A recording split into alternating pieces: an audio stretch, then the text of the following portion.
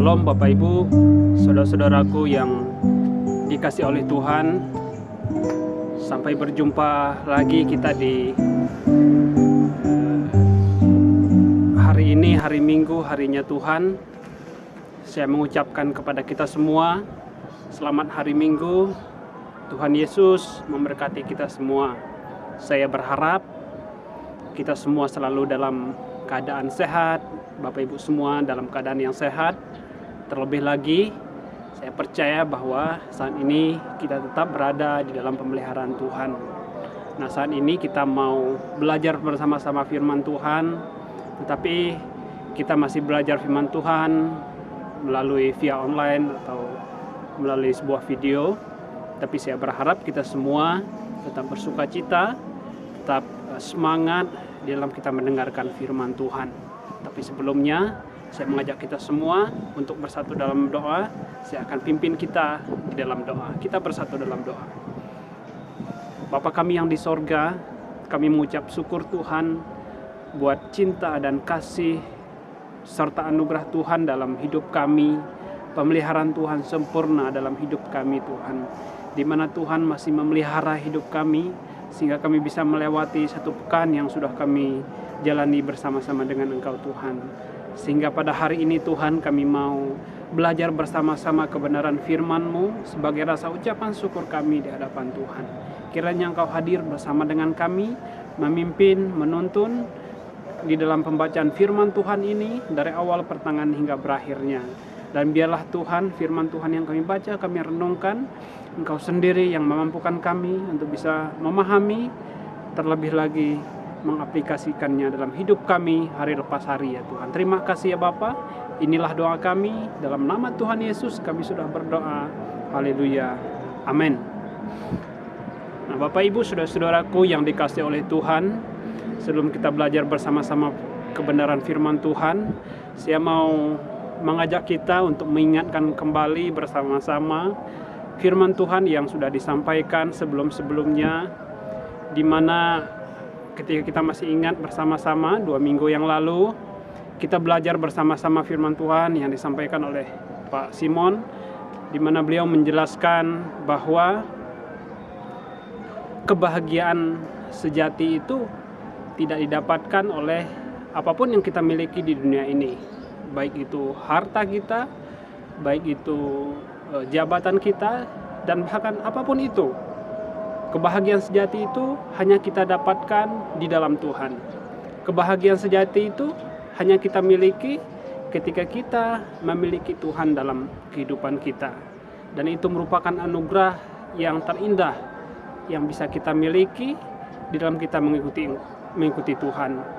Nah, demikian juga hari Minggu yang lalu, kalau kita masih ingat bersama-sama, kita bisa belajar bersama-sama kebenaran firman Tuhan yang disampaikan oleh Pak Arifin selaku gembala kita, di mana beliau menyampaikan dan mengingatkan kepada kita bahwa segala sesuatu di dunia ini adalah sia-sia, apapun itu, kalau kita tidak hidup di dalam Tuhan.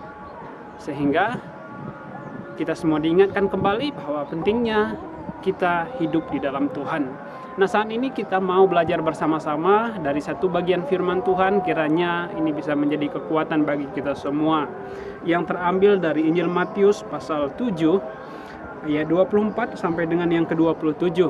Injil Matius pasal 7 ayat 24 sampai dengan yang ke-27. Saya akan membaca firman Tuhan ini. Bapak Ibu silahkan membuka Alkitabnya di rumah masing-masing, menyimaknya masing-masing bersama dengan saya. Demikian bunyi firman Tuhan. 2 macam dasar.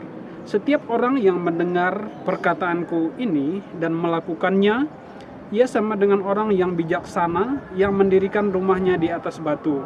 Kemudian turunlah hujan dan datanglah banjir, lalu angin melanda rumah itu, tetapi rumah itu tidak rubuh sebab didirikan di atas batu. Tetapi setiap orang yang mendengar perkataanku ini dan tidak melakukannya, ia sama dengan orang yang bodoh yang mendirikan rumahnya di atas pasir. Kemudian turunlah hujan dan datanglah banjir, lalu angin melanda rumah itu, sehingga rubuhlah rumah itu dan hebatlah kerusakannya. Demikian jauh pembacaan firman Tuhan kita hari ini. Berbahagialah kita yang membaca, merenungkan, serta melakukannya dalam hidup kita hari lepas hari. Hari ini kita akan belajar bersama-sama satu tema, yaitu Firman Tuhan, Fondasi Kehidupan. Firman Tuhan, Fondasi Kehidupan. Nah, Bapak Ibu Saudara-saudaraku yang dikasihi oleh Tuhan, daya tahan sebuah rumah atau sebuah bangunan atau kekuatan sebuah bangunan dalam menghadapi goncangan, dalam menghadapi badai, tidak ditentukan oleh besar atau kecilnya sebuah rumah atau sebuah bangunan. Tidak juga ditentukan oleh kemegahan atau keindahan oleh sebuah rumah itu. Tetapi daya tahan atau kekuatan sebuah bangunan itu ditentukan oleh fondasinya atau dasarnya. Kenapa saya mengatakan seperti itu? Karena fondasi adalah unsur yang paling penting dalam sebuah rumah. Fondasi merupakan unsur yang sangat penting dari sebuah rumah.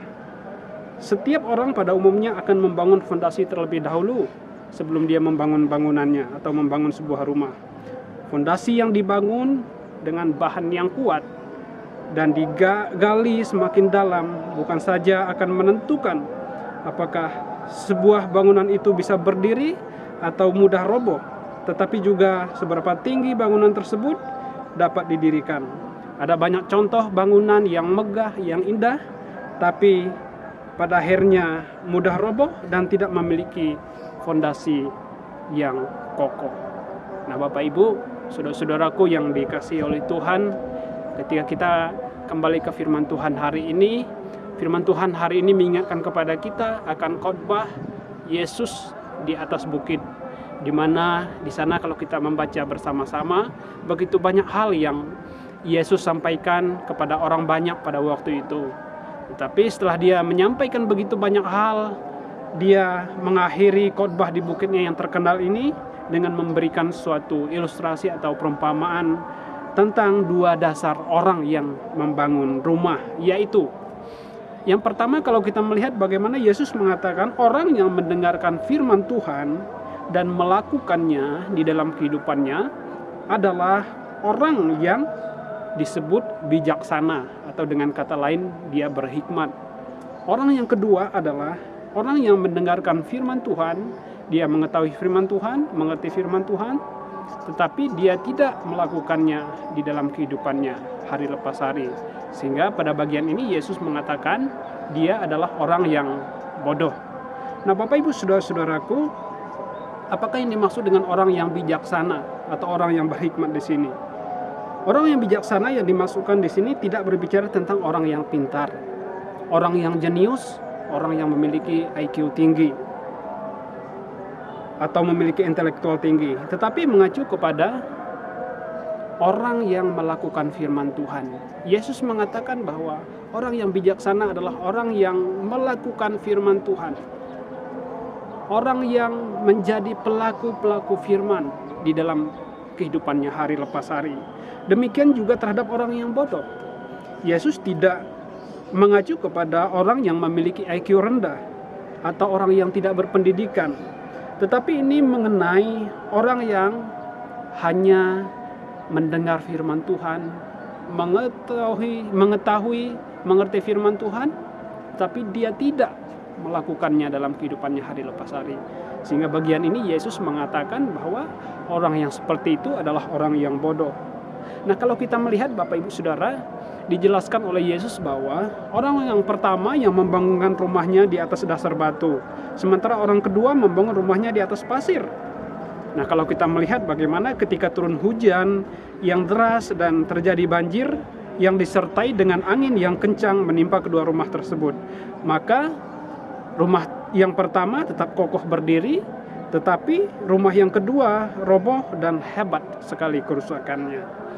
Nah, Bapak Ibu saudara-saudara, pada bagian ini Yesus sangat menekankan bahwa pentingnya menjadikan firman Tuhan itu sebagai fondasi kehidupan orang-orang yang percaya.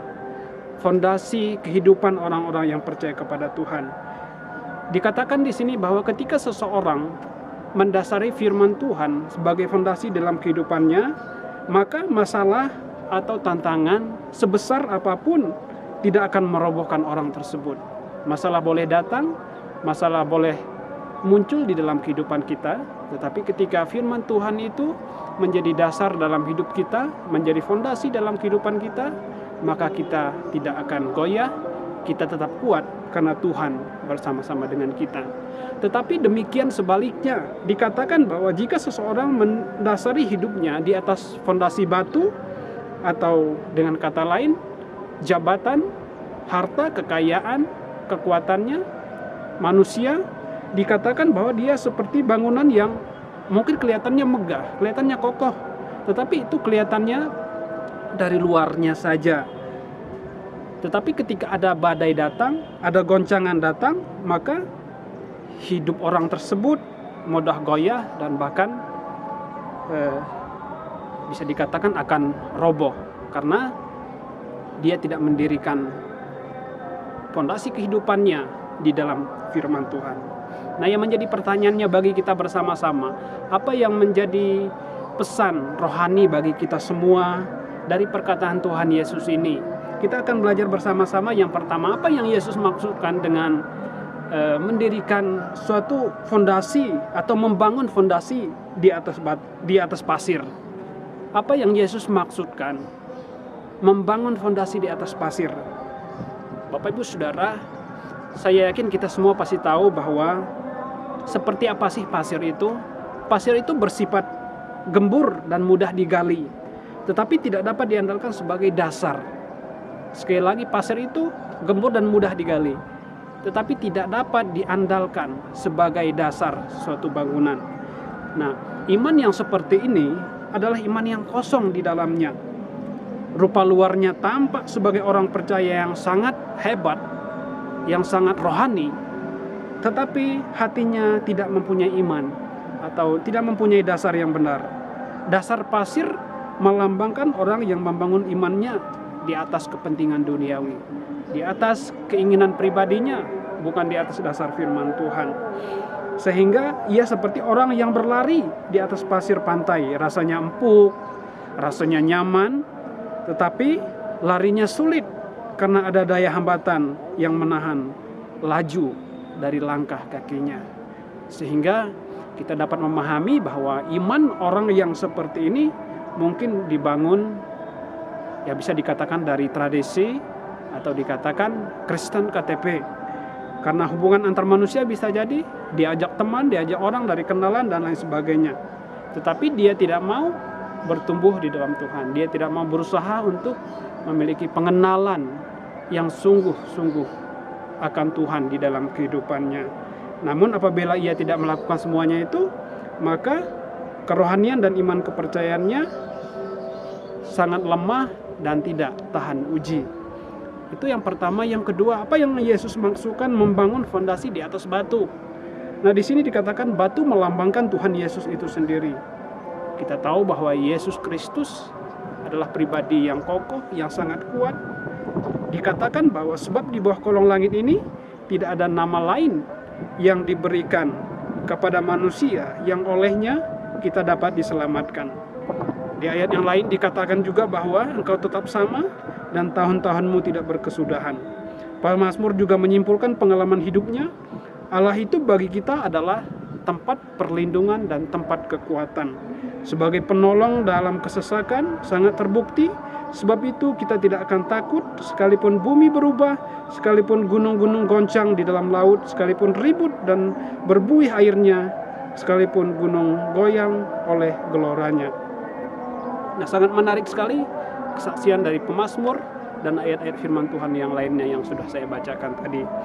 Dikatakan bahwa orang yang membangun dasar rumah di atas batu ini tidak lagi perlu khawatir.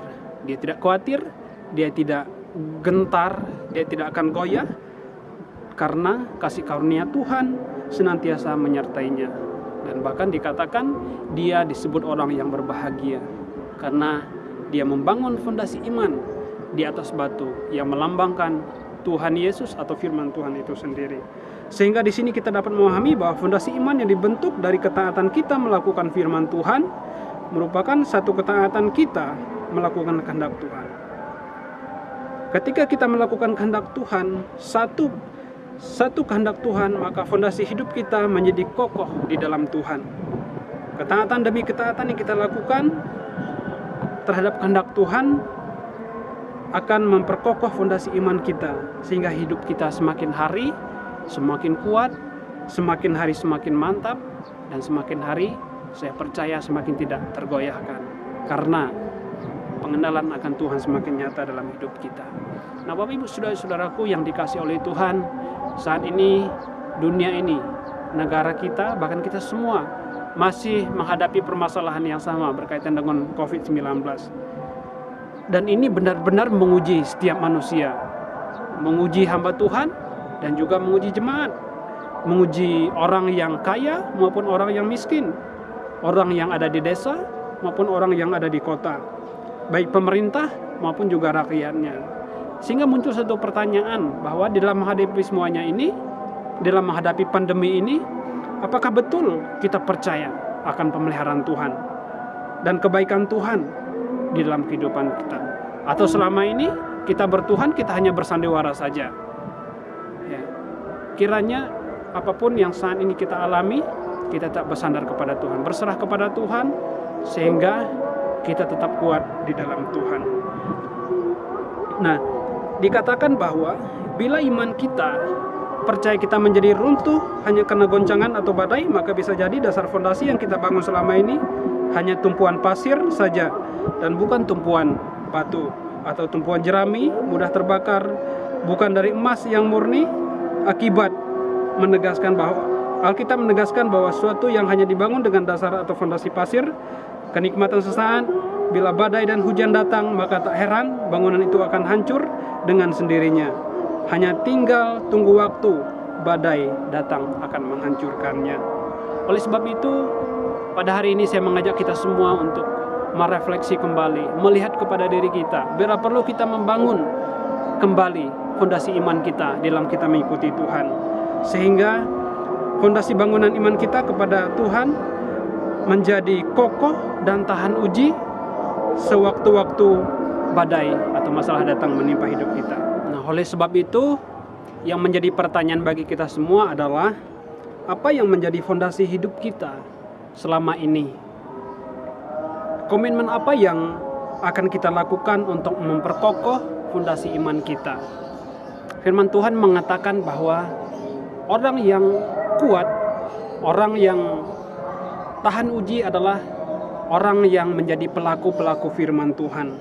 Bangunlah fondasi hidup kita dari ketaatan kita di dalam kita melakukan firman Tuhan setiap hari dalam kehidupan kita. Kiranya kita mau memberi tempat bagi hikmat Tuhan untuk membimbing kita, untuk menuntun kita di dalam kita menjalani kehidupan ini, mengambil keputusan-keputusan, prioritas dan hubungan kita dengan sesama. Kita mendapati bahwa Tuhan menjadi fondasi yang paling terpercaya bagi setiap kehidupan kita. Demikian firman Tuhan yang singkat ini, kiranya bisa menjadi berkat bagi kita semua dan nama Tuhan dipermuliakan. Amin. Kita bersatu dalam doa. Kami bersyukur Tuhan buat hari ini. Kami bisa belajar bersama-sama kebenaran firman-Mu.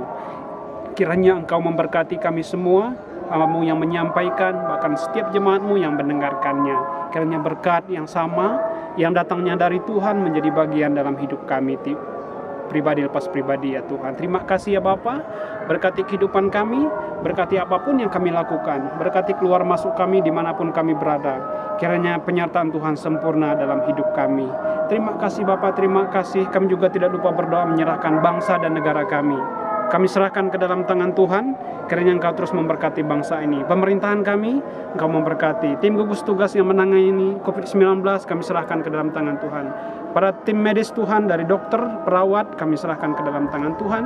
Kiranya kekuatan, kesehatan menjadi bagian dalam hidup mereka. Saudara-saudara kami yang ODP, PDP, dan bahkan terkonfirmasi positif Tuhan, kami serahkan ke dalam tangan Tuhan.